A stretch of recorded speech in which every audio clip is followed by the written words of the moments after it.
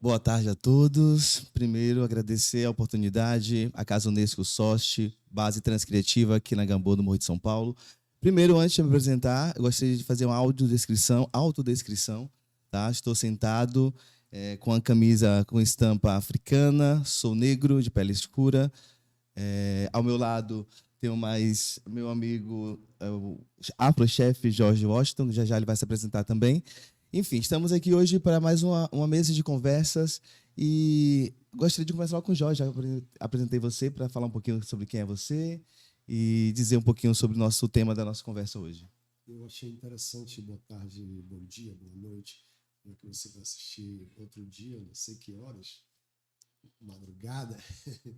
Eu sou Jorge Washington, eu sou o Afrochef Jorge Washington, sou um homem negro de 1,95 m de altura, tenho cabelo dread, eu tô com uma touca de chefe, eu tô com um avental com tecido africano, porque eu acabei de sair da cozinha e caí aqui no podcast. Para mim é uma honra, uma alegria estar aqui sentado com essas duas, os primeiros, né? A nossa Potira T e o nosso Bruno Tupinambá, e dividir com você sobre o seu comando, né? A gente está aqui para bater esse papo. Para mim vai ser, já estou sentindo que vai ser um papo de muita profundidade. Pode seguir com vocês? Eu sou Potira T, advogada, professora, militante pelos direitos das mulheres indígenas, numa rede chamada Pelas Mulheres Indígenas. Eu sou Bruno Tupinambá, do povo Tupinambá de Olivença, da região de Ilhéus, né? Sou um dos coordenadores da juventude do meu povo e também coordenador da juventude da Bahia, também fazendo parte da juventude nacional. Também sou uma pessoa que mexe com ervas e com vários trabalhos espirituais do meu povo. Já né? gostei de você, Bruno. Bom saber. Eu comecei minha fala fazendo autodescrição, porque eu acho muito importante, e dando essa sequência, eu gostaria que também você, Potira T, fizesse uma autodescrição sua, porque existem muitas pessoas que vão, né, ter o contato com essa mídia e precisam entender um pouquinho do que está se passando nessa imagem. Eu sou uma mulher gorda, estou com o cabelo com 2 tranças, tenho um brinco de penas brancas na orelha e uma tiara feita com taboa, que é uma palha que nós temos lá no meu território. Eu sou um rapaz um pouco alto, de pele morena, com cocá branco, de pena de garça e arara, com uma bolsa de croá e uns colares de semente. Que ótimo. Primeiro, um motivo de muita felicidade estar na mesa com vocês, tá? Eu tenho cada vez mais assumido o compromisso de tentar trocar, né, de forma mais profunda com os nossos parentes, nossos povos originários. Fui lá fuçar as redes sociais de vocês dois e percebi muito da ligação, né, do povo indígena com os povos africanos. Inclusive, Bruno Tupinambá também é candombecista. Tá? E vamos começar por aí, né? Já falar um pouquinho sobre isso, sobre essa ancestralidade, sobre nossos povos originários. Não tem como a gente não falar sobre indígenas e não falar também sobre o povo negro, o povo africano que veio para o Brasil na condição de escravizado, tá? E tiveram contato com os povos originários que já estavam aqui no país. Eu queria saber um pouquinho da relação de vocês com esses povos, né? Os indígenas com os africanos. Como você falou, né? Eu sou de Candomblé, também sou babalorixá. Me chamo Airatoni Lefan, dentro do rito, né, afro. De terreiros, né? Mas, assim, são dois povos que eu me encanto de ser desses dois povos, né? Negro e índio, porque um foi arrancado do seu território de uma forma bruta, de uma forma, né, feia, né, doída, e o outro foi arrancado do seu território, dentro do seu território, dentro da sua casa, que é o povo indígena, né? Mas aí essas duas nações, elas se formam uma união muito bonita. Quando se formam os quilombos, quem dá esse suporte ao quilombo são um povo indígena, que acolhe, né, esse povo negro que veio desobrigado da sua terra, né, e a gente faz esse acolhimento nas nossas aldeias. Então, assim, essa ligação não pode deixar de acontecer por causa que a gente se uniu por uma luta só, que foi a questão da terra e a questão da sobrevivência. A gente sempre lutou para sobreviver, né? O povo negro, o povo indígena, a gente está ali sempre na base, lutando até hoje, na verdade, né? Que conversava ali fora de abolição que assinaram na carta para foguear os negros, mentirosa, né? E os indígenas a mesma coisa, né? Dizendo que o povo só existe índio na Amazônia porque está preservado, porque é o povo dos olhos rasgados, do cabelo liso. Mas não sabe que o povo do Nordeste, principalmente o nosso povo tupinambá, é que estava aqui na costa e recebeu a bomba toda, né? A gente é o povo do primeiro contato, né? Então, assim, me orgulho de ter uma pele escura e me assumir índio, me assumir afro, me assumir negro, me assumir negão, sabe? Por causa que eu sei que se teve uma mistura pela questão de um direito que foi violado. Como é todo esse país, né? Tá aqui hoje, né? Como é? George Washington, né? Então, assim, com o Uran, pra mim é uma felicidade, porque eu tô me sentindo no meio da minha família, né? Ter o meu lado negro, meu lado índio. Essa alma que tá por dentro de mim. Então, assim, a questão de negro e indígena nesse tema hoje de resistência é isso, é resistir para existir, é o que a gente sempre fez toda a nossa vida. Bom, falar sobre esse tema para mim hoje foi um motivo de interessante.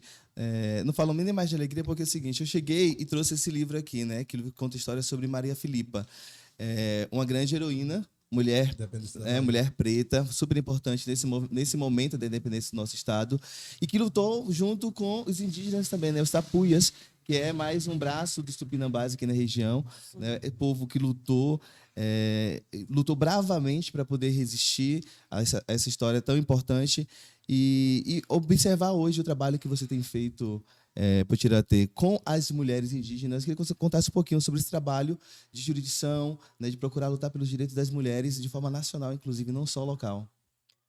Sim, porque dentro das comunidades existe o machismo, o sexismo, existe feminicídio, patriarcado, que não fazem parte da nossa cultura, mas está dentro das nossas comunidades, ferindo mulheres, matando mulheres, machucando mulheres. E por isso que a nossa rede luta para que as mulheres conheçam seus direitos, né? Eu, quando comecei a trabalhar com a questão de violência de gênero dentro de comunidade indígena, as mulheres falavam que não tinha violência dentro das aldeias. Muitas delas falaram para mim, não, na minha aldeia não tem violência. A partir do momento que a gente fez a formação, mostrou quais são os tipos de violência, elas começaram a dizer, tem violência na minha aldeia. Eu não sabia o que era violência. Isso aí foi um despertar para mim, né? Assim, de consciência de que eu precisava conversar com as parentes e dizer para elas o que era a violência, o que é machismo, o que é feminismo, né? Um feminismo que muitas vezes não nos acolhe, que foi um feminismo criado nas cidades, né? Mas muitas das nossas mulheres indígenas são feministas, mas um feminismo diferente, né? E trazer essa bandeira de luta, né? Pela nossa vida, né? Porque as nossas lutas enquanto indígenas, homens, mulheres, crianças, adultos e anciões, é pelo território, é por resistência, é por existir. E a luta das mulheres fica para depois. Porque a gente até se sente, ai meu Deus, tenho que lutar para existir, porque a polícia pode chegar daqui a pouco e me assassinar. Independente de eu ser criança ou adulto, ou velho, ou seja quem for. Então, a luta das mulheres fica sempre para depois. Porque é uma luta que não é uma luta meio que coletiva, que acolhe todo mundo da comunidade, como a luta pela terra, como a luta pela saúde, pela educação, mas mostrar para as mulheres que é importante também que a comunidade entenda que essa luta das mulheres, né, pela não violência, pelo respeito, por ter um espaço para que as mulheres possam dizer o que querem dentro da comunidade, é também uma luta coletiva, uma luta de toda a comunidade. Sim. Falar também sobre ancestralidade, falar sobre gastronomia, né? Falar sobre ervas, e esse é o poder também do nosso chefe, afro-chefe, George Washington, que está preparando aqui, inclusive, conte aí o prato de hoje, o menu. Hoje a gente está preparando aqui um peixe na folha de banana da terra, porque eu ouço dizer que é uma mistura mesmo, né? A culinária afro com a culinária indígena, porque a gente, se nós estamos aqui hoje, a gente sobrevive hoje aqui, é porque lá atrás os nossos ancestrais souberam respeitar quem já estava na terra. Quando o primeiro negro que chegou aqui, que encontrou um índio, ele se juntou. Falou, olha, Vamos nos colocar aqui. Isso é a história que conta, esses são os mais velhos que contam. Não é à toa que no Candomblé, nosso Tupinambá que sabe, ele é de Candomblé, a nação cabocla é uma nação ideológica. Na África não tem caboclo. Mas o africano chegando aqui, encontrou o índio, criou a nação de caboclo. Olha que forte isso, olha que lindo isso. E hoje se preserva e isso está fortíssimo. Toda casa de candomblé tem o dia da festa de caboclo, que é o dia em que você sauda o dono da terra. Que é o dia em que você vai lá e reverencia o ancestral que era o dono da terra. Né? Então, essa junção, ela não está só na luta pela terra, na luta pelo espaço, ela está incrustada na nossa existência. Né? E a gente nunca conseguiu. E o sistema sempre tentou nos apartar. Sempre tentou dizer: ó, o índio quer acabar com o povo preto, o preto quer exterminar o índio. O sistema sempre fez isso para poder a gente não se juntar. Porque a gente junta, a gente é mais forte. A gente fica muito mais potente e aí fica difícil dele nos derrubar. Né? Vocês têm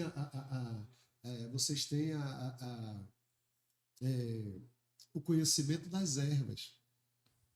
Nós temos o conhecimento da magia, de como manipular e fazer com que o universo venha a nosso favor. E aí, essa junção...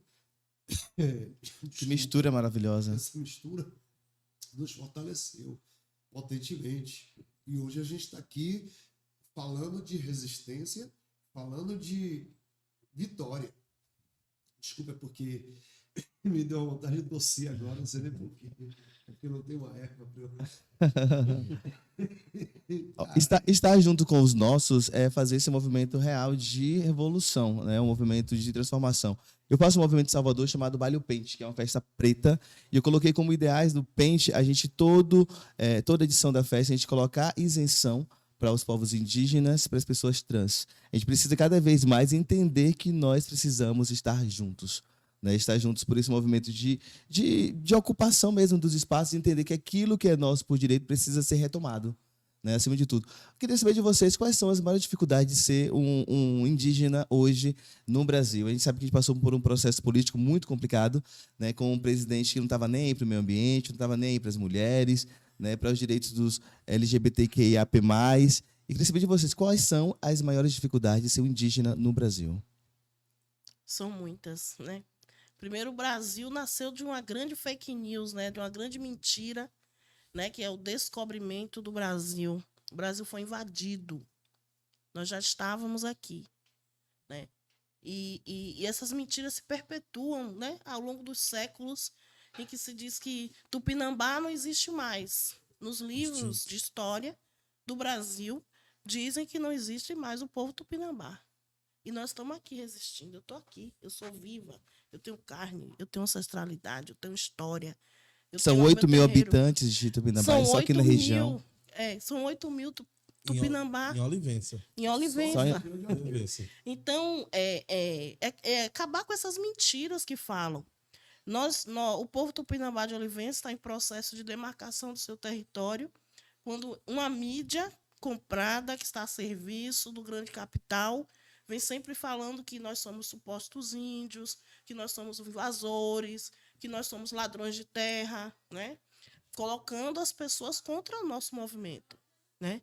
Então, isso já vem há muito tempo, né? Com esse governo, o problema se acirrou mais ainda, que não é só o povo indígena que está sendo aterrorizado. Todo mundo, o pobre, o preto, né? Todas as minorias estão hoje com medo, né? Até de andar, de viver, porque existem 2 polos hoje dentro do Brasil. Então, resistir é difícil, mas a gente sempre fez dessa forma. E a gente tem muito para ensinar também para a sociedade brasileira como é que é resistir, como é que sobreviver com tantas adversidades, com tantas perseguições, né, com medo, mas com medo e com a cabeça erguida e dizendo: eu vou vencer. Eu vou vencer porque eu não sou só. Atrás de mim tem um bocado. Então, essa coisa, né?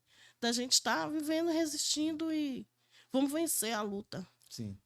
Bruno, como é que é repassar os ensinamentos dos nossos ancestrais, dos nossos parentes, para essa geração que está vindo aí, né? Para esses novos aprendizes? Pra gente que mora dentro de comunidades, né? Isso é muito fato porque a gente não repassa, a gente vive, né? Todos os dias a gente tem, desde criança, a gente aprende a conviver com a nossa cultura e ancestralidade e respeitar a cada espaço da gente. A gente tem dentro nas nossas aldeias, a gente tem nossos colégios indígenas, que é próprio para isso, para repassar conhecimento e o respeito da própria cultura, para sair desse livro didático que o branco prega em qualquer colégio normal, né? Que diz que o Brasil foi a descoberta, essas coisas, e que as ervas não servem mais, que o remédio do médico que serve, que a questão do incorporamento dos nossos ancestrais é coisa do diabo, Satanás. Então, o nosso colégio ele faz esse papel.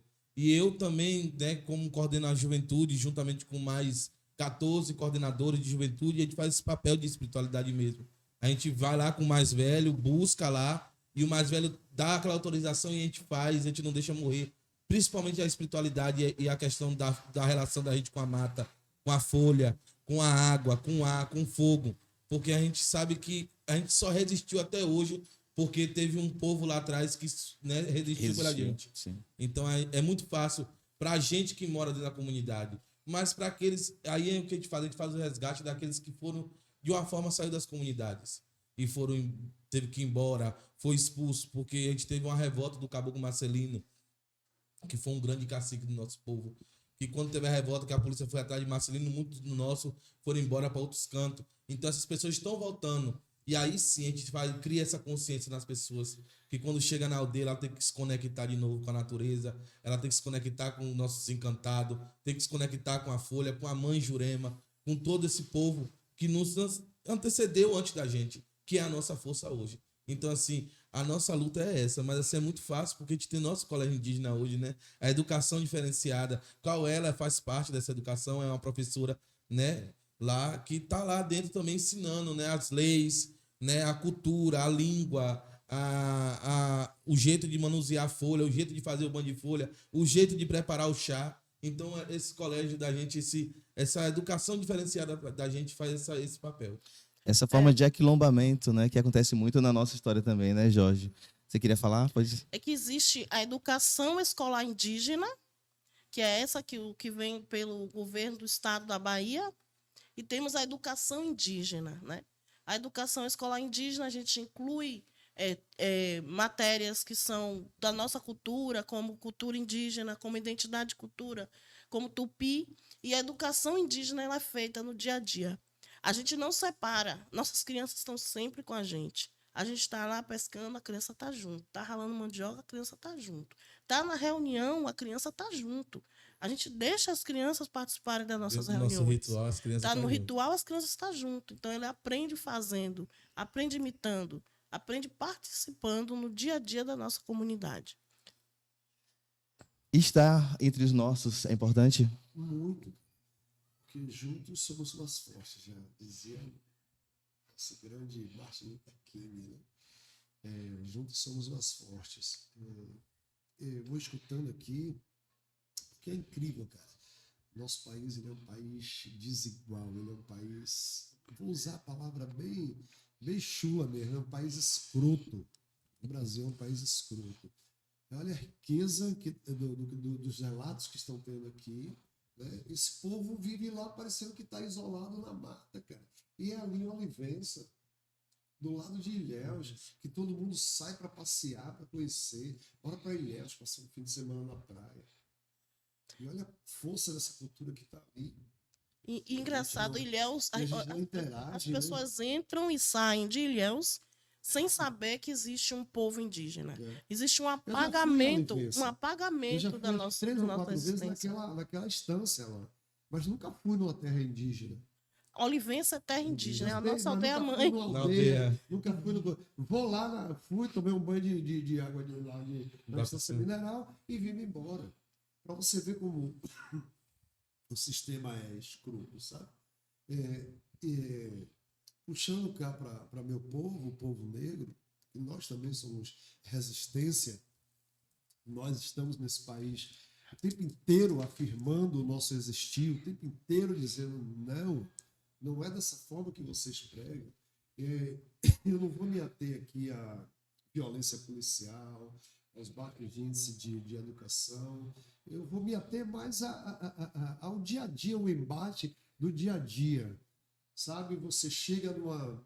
A gente briga para ter uma educação que nos inclua. Foi-se criada uma lei 10.639, onde você obriga a escola a falar. Aí vem um professor que é evangélico, que é um evangélico mal formado, por um pastor, eu não estou falando mal da religião, não estou falando mal, estou falando de um evangélico mal formado por pastores mal intencionados, por pastores que têm no seu bojo como é que fala? A energia de se dar bem, de usurpar a energia daquela galera ali. E aí o cara tá lá vendo o professor falar de povos originários, aí ele vem dizendo que é coisa do diabo, e não quer deixar as nossas crianças aprender a ter Empatia. a ter autoestima. Uma coisa que os nossos blocos afros fazem com tanta maestria, né? Eu sou formado pelas músicas dos blocos afros. Eu nunca ouvi em casa, meu pai nunca chegou para mim, minha mãe nunca chegou para mim dizer, olha, Zumbi dos Palmares foi um cara que lutou lá em Palmares, que ergueu um quilombo, que Palmares foi um território que resistiu durante 100 e tantos anos. Teve Dandara, teve a Cotilina, teve tantas mulheres que tomaram conta desse quilombo, teve Zumbi, que foi o maior. Nunca eu vim saber isso a partir das músicas dos blocos afros. Essas músicas dos blocos afros era para estar nas grandes enciclopédias de ensino desse país. Porque é a verdadeira história. Eu agora de manhã, eu acho que hoje de manhã, eu estava ouvindo, uma amiga postou lá alguma coisa. As redes sociais, quando você usa ela bem, ela também transforma. Sim. E um estudante, ontem o Racionais MCs, que é um grupo fantástico, que faz um trabalho fantástico através do rap, um trabalho de educação, de segurar o jovem, de não deixar a nossa juventude ir para as drogas, ir para o tráfico. O Racionais MCs dá a letra que ele fortalece o jovem. Eu vi um relato de um estudante dessa universidade, onde o Racionais fez a palestra ontem, e ele teve a oportunidade de falar para os Racionais, ele diz... Cara, eu estava lá em Paraisópolis, sem perspectiva de nada. Aí vocês fazem uma música chamada O Homem na Estrada. Não, foi O Homem na Estrada, não. Ele fala da música O Mágico de Oz. Essa letra é fantástica. O Mágico de Oz, a fórmula mágica da paz. E aí ele ouve essa letra e ele fala, pô, eu estou nessa condição aqui, não, eu vou estudar para dar o melhor e vou tirar minha família disso. Para você ver o poder que a arte tem. Sim. A arte, né, faz transformações. Eu sou da arte, eu sou de teatro. Eu sou do Bando de Teatro Lodum, eu faço parte do Bando de Teatro Lodum há 32 anos, mas antes do bando, eu já venho do grupo de teatro do Calabar, onde a gente fazia um teatro comunitário, onde a gente usava a estratégia da arte para fortalecer a comunidade. Uma comunidade que era excluída, que tinha uma especulação imobiliária incrível em cima da comunidade, queria tirar, porque o Calabar, ele está... quem é de Salvador sabe, mas quem não sabe, eu vou dizer aqui. O Calabar é uma comunidade deste tamanho, que está entre 2 ou 3 bairros nobres, a Pipema, Graça, Ondina. A especulação imobiliária era pesada para tirar aquela galera dali, para construir prédios, condomínios e tal. Mas a galera resistiu. O teatro, a arte, fez com que essa comunidade resistisse na década de 80. E nós montamos vários espetáculos onde a gente apresentava para a comunidade, debatia com a comunidade, e aí a polícia entrava, matava um, e aí a gente armava o grupo, bora fazer um espetáculo aqui agora. Aí quando juntava a gente, agora vamos lá e vamos fechar o centenário. Pegava os pneus, bora queimar pneu, bora chamar atenção, bora chamar a imprensa, para poder chamar atenção, porque a polícia foi lá e matou. Essa era a estratégia que a gente tinha. Então você vê o poder que a arte tem. Aí eu voltando para o Racionais, para o depoimento desse menino lá. Eu esqueço o nome dele porque eu vi a matéria muito cedo, eu estava acordando. E eu vi, mas essa matéria me chamou a atenção aqui agora. Porque ele fala, foi essa música que me deu o corpo para dizer, olha, eu não quero entrar para o tráfico. Eu não quero ir para as drogas. Eu quero ser uma pessoa que vai estudar e que vai. E ele foi fazer filosofia. E ele chega lá e ele não encontra a história dele, aí ele começa a se sentir mais burro, aí ele escuta Mágico de Oz e ele fala, caralho, isso é filosofia, é essa filosofia que eu quero, então eu vou estudar para fazer essa filosofia. E aí você vê o poder que essa mistura, né? Nossa, já que a gente está aqui falando de povos originários, então, Palmares, cada negro que se atiçou ao mar para não chegar nesse país como escravo, cada mulher que jogou seu filho no mar para não chegar nesse país na condição de escravo, cada homem e mulher que chegou aqui e subiu e foi formar um quilombo e se juntou ao povo indígena e foi lá e se juntou e disse, não, esses caras não vão nos exterminar. E não exterminou, tanto que aí eu venho agora para o meu lugar na culinária. Quem é que rege, qual é a culinária que rege esse país hoje? Por mais força que a culinária francesa tem nesse país, por mais bico que eles botem para falar dos pratos, e a gente vai lá e a gente mete uma muqueca de peixe, e a gente mete um abará, a gente mete um vatapá, Com certeza. um caruru.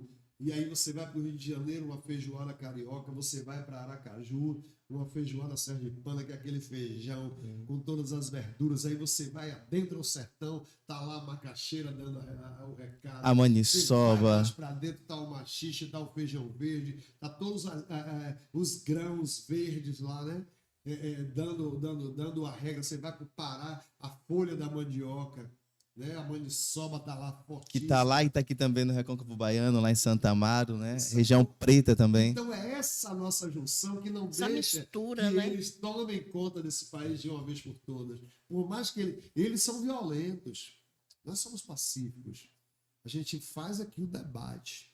Eles não. Se tivesse um bolsonarista aqui, ele já tinha batido na mesa. Eles são desse jeito. Então a gente não, a gente consegue o diálogo. A gente consegue, tá, beleza, você vem com o seu bacalhau, eu vou meter uma leite de coco, vou meter um dendê nele e vou fazer uma muqueca de bacalhau, e vou botar um ovo por cima com um monte de coentro, aí vira uma muqueca de bacalhau. Que é português. Tem que ter coentro, viu? Tem que ter coentro, que é nosso. Não, eu não vou usar bacalhau na minha culinária. A gente usou. Agora usou do nosso jeito e a gente usa do nosso jeito. Gastronomia é arte, né? Gastronomia é arte, assim como também a música é arte. E eu acho que a música é muito importante nos rituais, né? Nos processos evolutivos e educacionais dos povos indígenas. A música conta a história muito dos povos. E como é que é lá o processo para vocês? Sim, sim. A questão do nosso ritual, ele fala muito nessa questão sonora, né? Essa questão da música. Porque é com a música que a gente abre os portais dos nossos encantados, né? Porque a gente não canta nenhum ritual, a gente não entoa nem música, é um ritual, porque música qualquer um faz, né? Ritual é uma coisa mais sagrada. E a gente só canta esse ritual porque é a mata que dá pra gente. É o nosso desencante. Então ali tá a história do sangue, ali tá a história da preservação, ali tá a história da onça, ali tá a história da água, ali tá a história do ar, ali tá a história do fogo, ali tá a história da culinária. Então, assim, a música pra gente, esse ritual pra gente, é o que abre o portal do mundo espiritual. Quando a gente balança o maracá, a gente está convidando os nossos bons espíritos, nossos guerreiros da mata, o grande guerreiro da mata para estar com a gente naquela hora, nos defendendo, nos livrando e também nos celebrando junto conosco. Porque a gente só não faz ritual só para pedir força, a gente também celebra tudo que a gente ganha, entendeu? A gente é um povo que gosta de celebrar muito. Se a gente teve uma vitória, a gente vai fazer uma roda de fogueira agora e vamos dançar um Panassi. Mas se for para uma guerra, também a gente vai também. Também. A gente vai dançar também. Entendeu? Então, assim, a gente é um povo que vive da música. Todo o ritual da gente, e aí que eu te digo que eu faço a junção de novo. Olha o ritual do povo de Candomblé. Também é música. Então, todo povo que sofre, roda, né? isso. E todo povo que sofre, ele vai estar em roda. Por que a roda? Porque você está chamando sua ancestralidade de novo. Dançar não o horário certo, né? Mas desse relógio atrasado, Anti-horário. anti-horário, que é para chamar ancestral. E o povo indígena faz isso e o povo negro faz muito bem. Por causa de que a gente precisa desse ancestral. Porque o que a gente precisa no mundo, a gente consegue com esse toante, esse ritual que nós fazemos, é da força ancestral. Porque essa força, ela tá lá em cima já purificada. Então ela sabe nos conduzir. A gente aqui embaixo não sabe se conduzir sozinho sem ele. Porque a mata fala com a gente. Quando o vento balança uma folha, nós sabemos se vai chover ou não. A gente sabe que o sol, quando tá aquele sol quente demais, a gente sabe, ó, é um sol de chuva, é um mormaço. Mas a gente sabe também quando a natureza ela se cala e uma folha seca cai no chão levemente, a gente sabe também o que ela quer falar. Então, assim, cantar, fazer ritual, pra gente é o começo de tudo. A gente começa cantando e termina cantando. Sim. Inclusive, hoje, sexta-feira, é o dia que a gente faz nossos rituais lá na comunidade. Todas as sextas-feiras, à noite. Tem um ritual específico que faça a junção de cânticos africanos e cantos indígenas? Existe algum ritual desse tipo? Olha, hoje vamos dizer que não tenha, mas assim, tem ritual que a gente fala de Yorubá, né? E Yorubá, a gente sabe que Yorubá é uma língua africana, Sim. é um lugar africano. Então o povo indígena tem várias músicas que falam de unir a força com o Yorubá, né? Obrigado, obrigado, Yorubá. Então assim, a gente tem essa junção. Queira que não, a gente fala de várias coisas, como também no dialeto africano, no dia a dia de candomblé, também se fala muitas coisas indígenas. Né? Então, assim, foi uma coisa que misturou. Sim. Não tem um ritual específico, mas tem rituais que nós cantamos que falamos, sim, na força de Yorubá, em outras coisas de África. Sim. Perguntei isso porque a gente tem, né, Jorge, lá em Salvador, tem a Igreja Rosário dos Pretos, que faz essa junção do catolicismo com o candomblé, né? Tem as canções, formas da gente teve para poder ocupar alguns espaços, assim como também Uma resistência, né? assim como também a festa da Boa Morte lá em Cachoeira, né? Onde as mulheres, para ter espaço, elas como ganhadeiras, né, como iam conquistando espaço na sociedade, conseguiram ocupar um espaço naquela igreja, né, e levar os seus cultos para fazer também ali, estar ocupar um espaço na sociedade, né, que é uma forma social também de ascensão. E você for falar, perguntando, me vem logo, Lajedo, tão grande de Aruanda e Pedrinha, isso é uma música do candomblé de Caboclo, né? Que salva esse e essas irmandades, o nosso povo preto de uma forma geral, né? Soube sair de todas as adversidades. Não é à toa que a gente resiste nesse país. Se você botar o olho, digamos, para a América Latina, aqui do lado, você olha para a Argentina, quem são os pretos da Argentina? A gente não conhece. Tem povo preto lá resistindo. Mas o massacre foi tão grande que a gente não consegue enxergar. A gente está do lado. Se for no Uruguai, tem preto. Você olha a seleção do Uruguai, você vai ver quantos pretos tem lá no Uruguai. Você olha a seleção da Argentina, eles não dão muito espaço, mas tem preto na Argentina. Você vai para o Equador, é uma cultura preta fortíssima. A América Latina ela é preta. Mas o sistema foi brutal.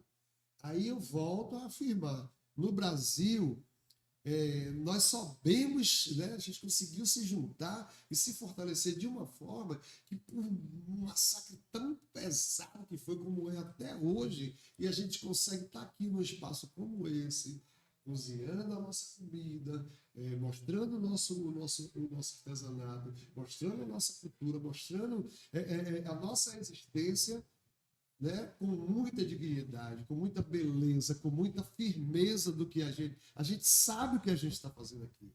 Essa roda de conversa é uma prova, eu digo que isso aqui é uma prova de que nós vencemos. Com certeza. Inclusive, antes da Constituição de 88, existia uma política pública do governo que dizia que o índio ia se integrar à comunidade nacional.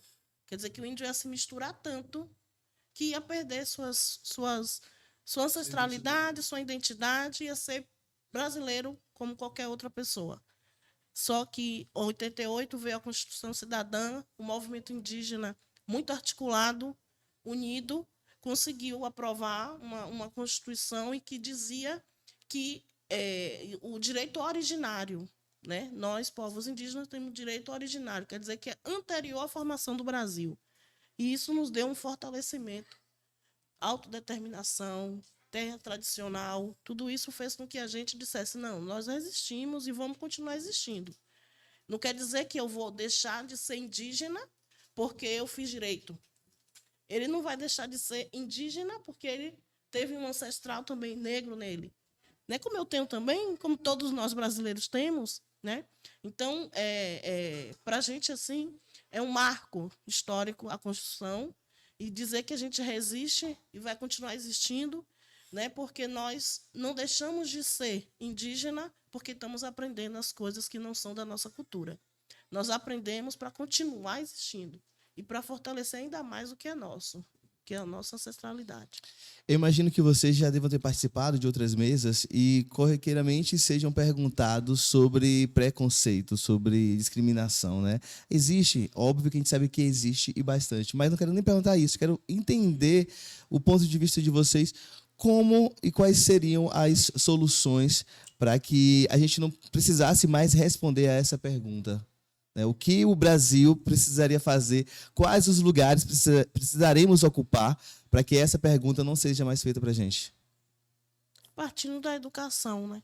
De mostrar para essa sociedade que esse Brasil não foi descoberto, ele foi invadido, que existiam aqui milhares de indígenas que foram assassinadas, que aquela sua que avó... são assassinados ainda hoje. São assassinados até hoje. Que aquela avó que a gente fala, ai, minha avó foi pega dente de cachorro, minha avó foi pega no laço, não, sua avó foi estuprada. Você é fruto de um estupro, da miscigenação que houve. Que era as mulheres indígenas eram estupradas como uma forma de humilhar os homens da comunidade, das negras aldeias, também, né? E as negras também. Então, assim, contar a história verdadeira desse país, sem máscaras, né? Porque a história é feita da perspectiva do colonizador. E a gente precisa hoje, né? Eu sou educadora também, precisa começar a decolonizar essa educação, fazer uma pedagogia decolonial dentro das nossas escolas, dentro da educação brasileira, para que a história seja contada de verdade. Na história do Brasil, tem um fato que chama Batalha dos Nadadores, que para a gente é um massacre do Rio Cururupi. Foram 7 léguas de corpos estirados, assassinados por Amando de Mendes Sá. Isso não está na história do Brasil. A gente tem essa história ancestral contada pelos nossos antepassados, mas na história do Brasil não está. Começou a ser contada a partir do momento que a gente aprendeu a escrever também. Estamos escrevendo, botando na internet, fazendo um documentário, contando essa história. Mas da perspectiva do colonizador, foi uma batalha dos nadadores, onde Mendes Sá veio salvar a vila de Ilhéus. Então a gente precisa mudar essas narrativas para que a sociedade brasileira tenha a oportunidade de conhecer a história verdadeira desse país. A gente tem dado saltos, né? O movimento negro contemporâneo enriqueceu esse país de uma forma, cara, porque quando você afirma e você para o seu povo, né? Para ele entender quem ele é, de onde ele veio, de que ele tem ancestral. Você começou falando povos escravizados, porque na escola você era descendente de escravo. Era assim que eu aprendia na escola primária. Você era descendente de escravo. Porque teve uma professora que falou assim, que o imigrante europeu, o imigrante africano. Eu falei, professora, imigrante africano? Não. Nós não chegamos aqui na condição de imigrante. Nós chegamos aqui na condição de escravos. Forçados. Nós fomos capturados e vendidos. Chegamos aqui como escravos. Isso eu era, acho que, 6º ano em Severino Vieira. Era um curso técnico de turismo. Anos depois ela veio me agradecer. Ela tá branca. Porque não... Mas ela veio me agradecer. Ela falou, porra, você naquele dia me deu uma...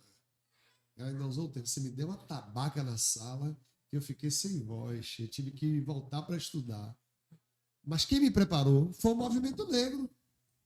foi a luta, foi o embate no dia a dia que me preparou para chegar na sala de aula e fazer esse embate. E hoje, a nossa juventude tem feito esse embate na academia e a academia não está preparada para esse embate. Os indígenas, você é formado em direito, vocês estão chegando lá e reivindicando a história verdadeira. E eles não estão preparados para isso. Não estão. Mas a gente não vai recuar. E o que eles ficam em pânico é que eles não entendem que a gente não vai recuar. Eles tentam dar um docinho aqui, um docinho ali, mas a gente não cai na armadilha deles. Com certeza. Bruno? É a questão do preconceito também. As pessoas, é o que já falou Ivana, já falou eu esqueci o nome dele. Jorge. É a questão de formação mesmo. As pessoas têm que se conhecer. Eu falo que eu não sou indígena, eu sou tupinambá. Porque indígena foi o nome que me botaram. Tupinambá não. Eu sou originário dessa terra. Eu não sou nem brasileiro, eu sou pindorama. Antes do Brasil. Né?